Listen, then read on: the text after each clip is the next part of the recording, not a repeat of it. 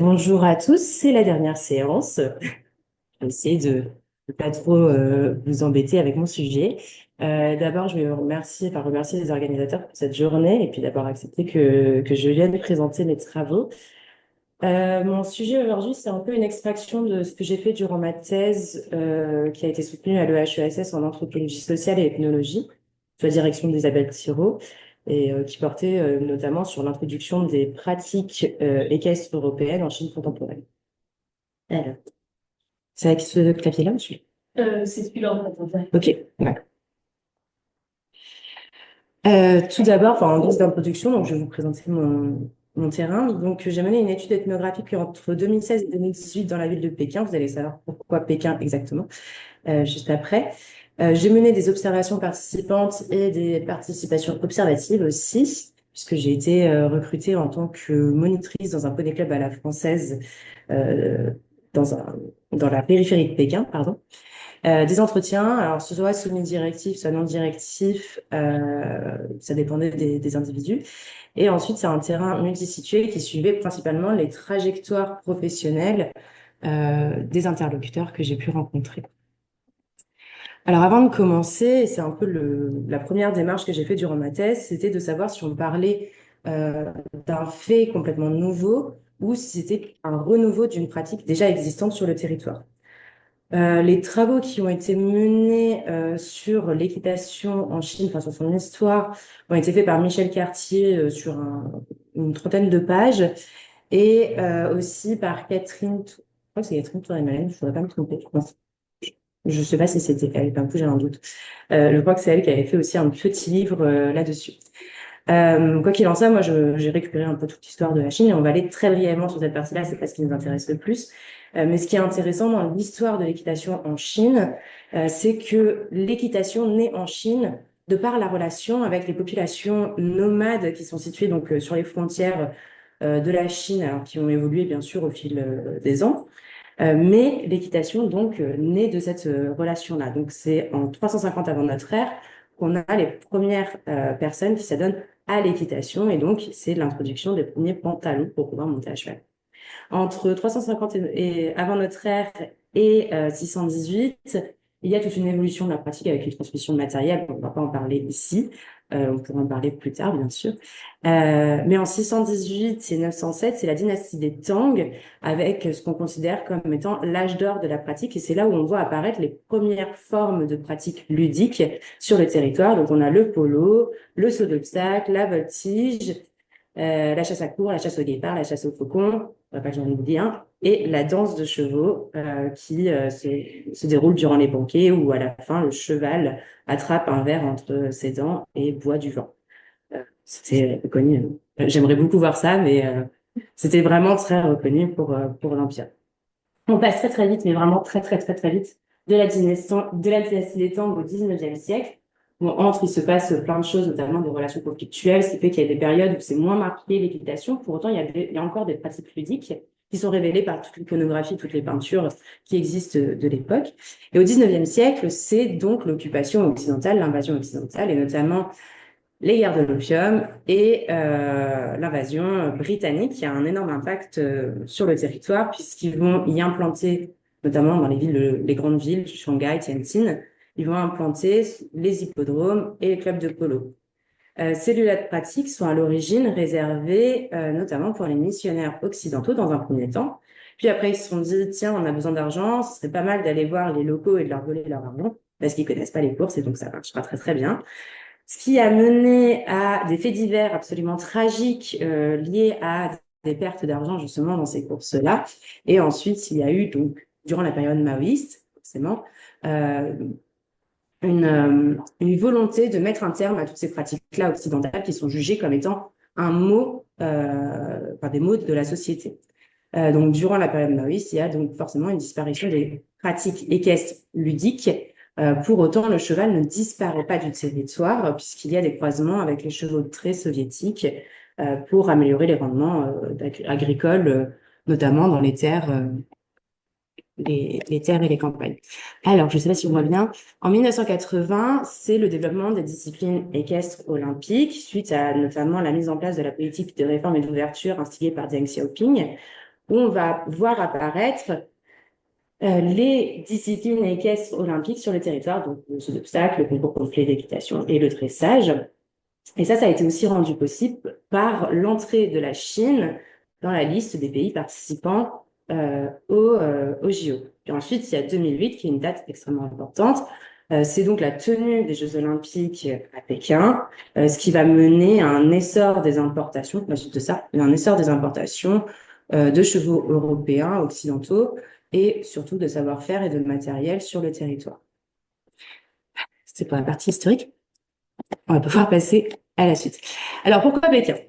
En 2015, j'ai commencé à faire un peu mes recherches et puis j'ai lu un article qui a été publié sur le site internet de la China Horse Fair, qui est l'équivalent du salon du cheval, qui faisait état de 400 000 chevaux, enfin cavaliers en Chine, pardon, pas chevaux, 400 000 cavaliers en Chine, qui étaient répartis sur 500 structures, dont 200 uniquement à Pékin.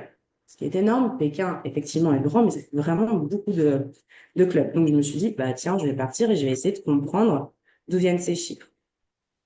Alors, ces chiffres sont à prendre avec énormément de pincettes, ou si je pourrais dire avec beaucoup de baguettes, puisqu'il n'existe pas à ce jour de fédération équestre chinoise à proprement parler. Et c'est très compliqué. On a, on va dire, deux grandes associations qui gèrent le monde équin et le monde équestre en Chine, que sont la Chinese Equestrian Association et la China Horse Industry Association, qui est représentée par la Beijing Turf and Equestrian Association.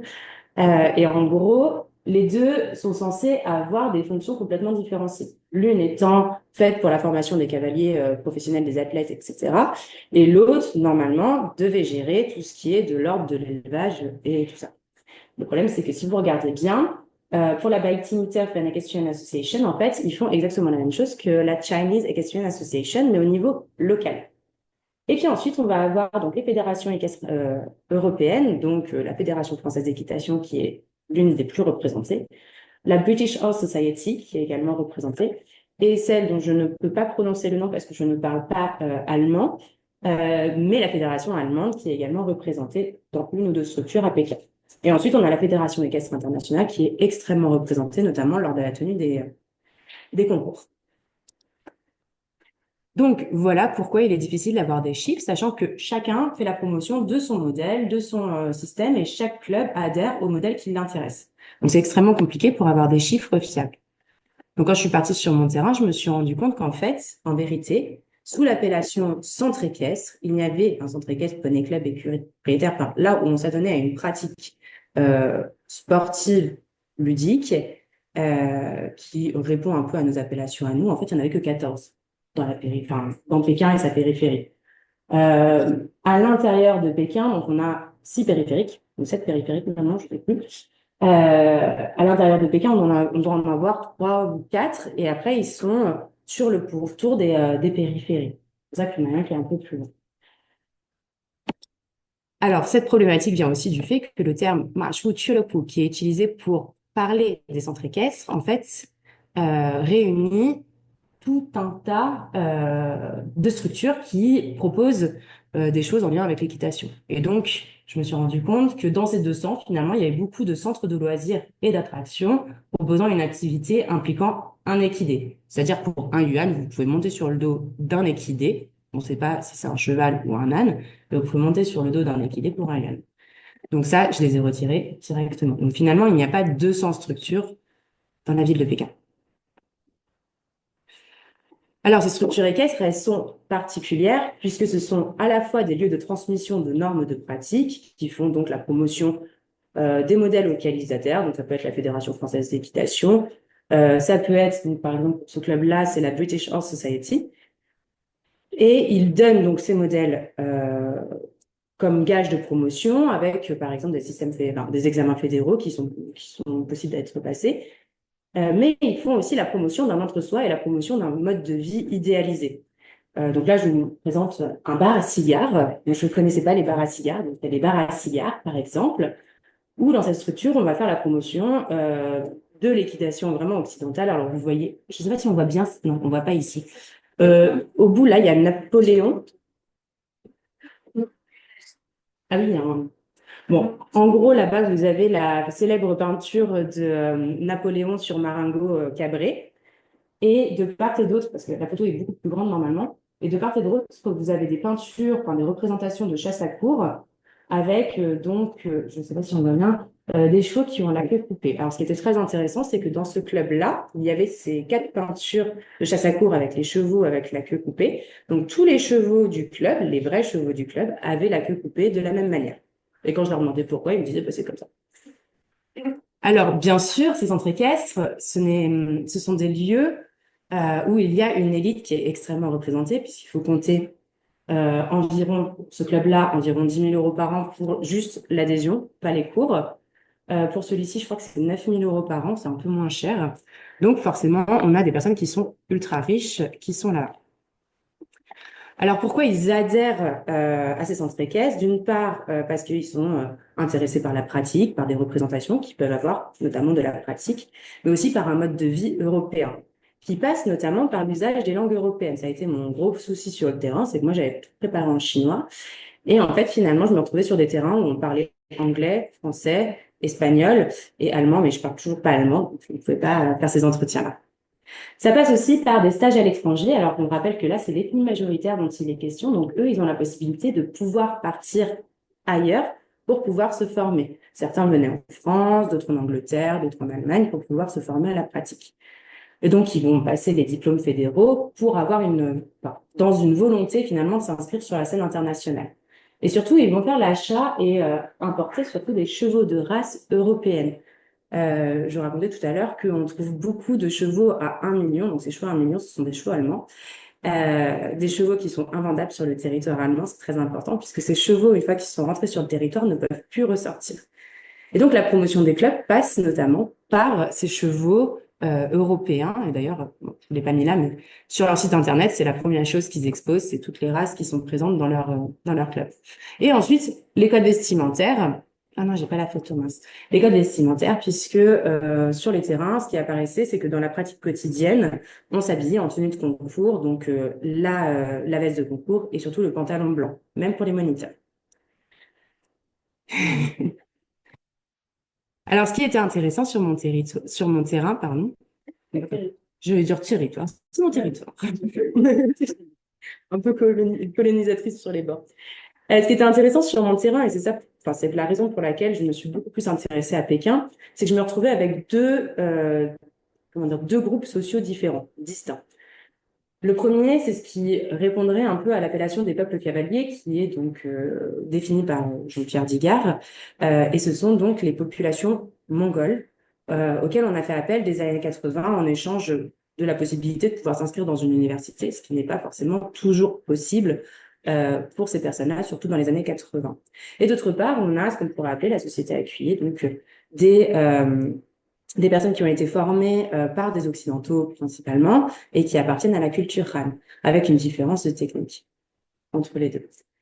Et ce qui apparaît, c'est qu'en fait, chez les populations mongoles qui sont donc embauchées en tant que moniteurs, en tant que cavaliers professionnels, c'est que leur évolution dans leur formation passe par un abandon progressif des techniques de monte mongole.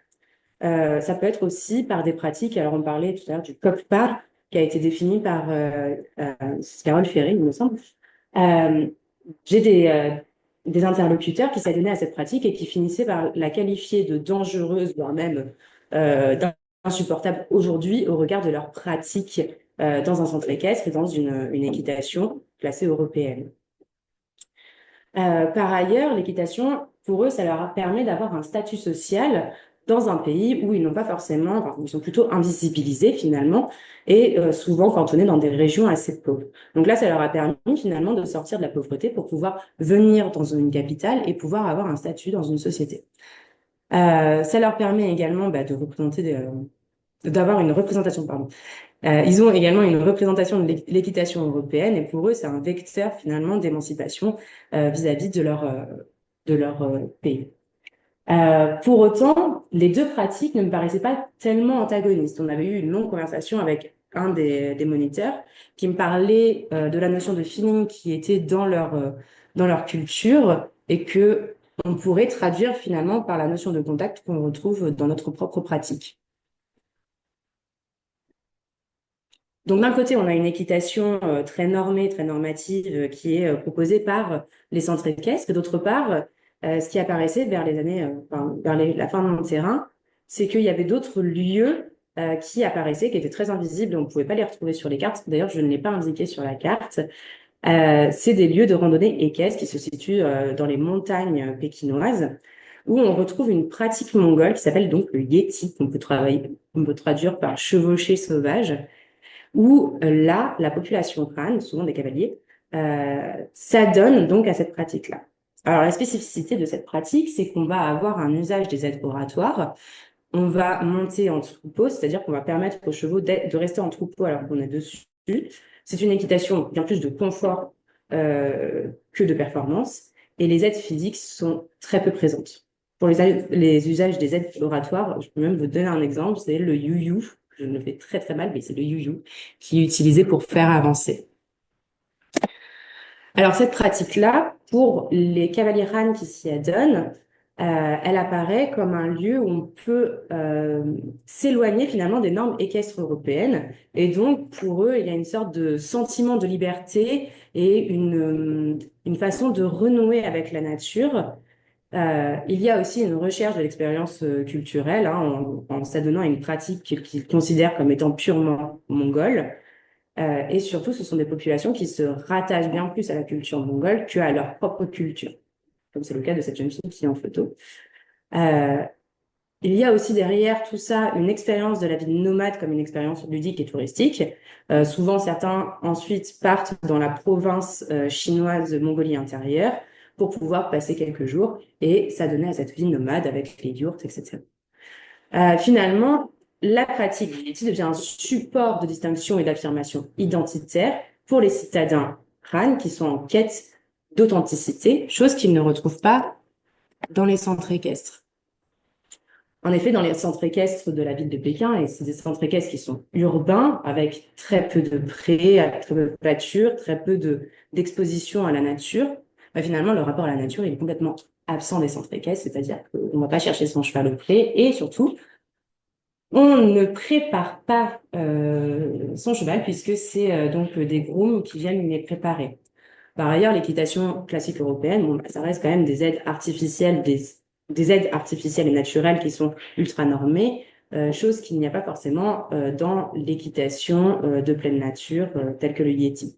Et puis, il y a tout l'aspect matériel, c'est-à-dire, bon, là, vous voyez, peut-être, je sais pas si on voit très très bien, mais le cheval, il a donc les protections, l'amortisseur, je crois qu'il a les doubles rênes, il me semble qu'il était en brique ce jour-là, les selles, etc. Tandis que dans l'équitation de pleine nature, dans le Yéti, on est sur une selle très très fine. Je sais même plus ce que c'est la matière. Je sais même pas si c'était vraiment très réglementaire ce qu'on avait. Mais c'était très très fin et on pouvait sentir en fait le rapport à l'animal sous notre toit. On avait un petit bridon pour pouvoir monter. Donc on n'a pas du tout les mêmes rapports à l'animal sur ces deux pratiques. Bon, je ne reviendrai pas sur l'animal athlète parce que vous avez une super présentation juste avant et c'est parfait. Je vais même aller très très vite.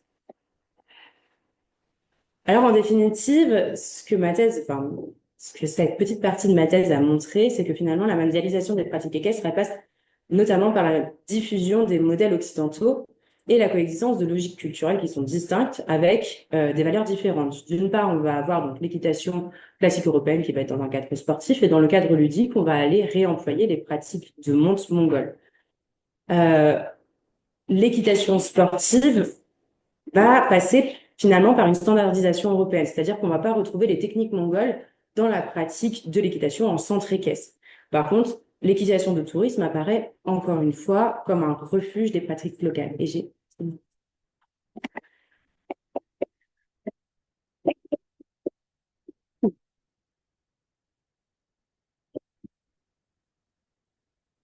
Merci. Je pense que j'ai parlé très très vite.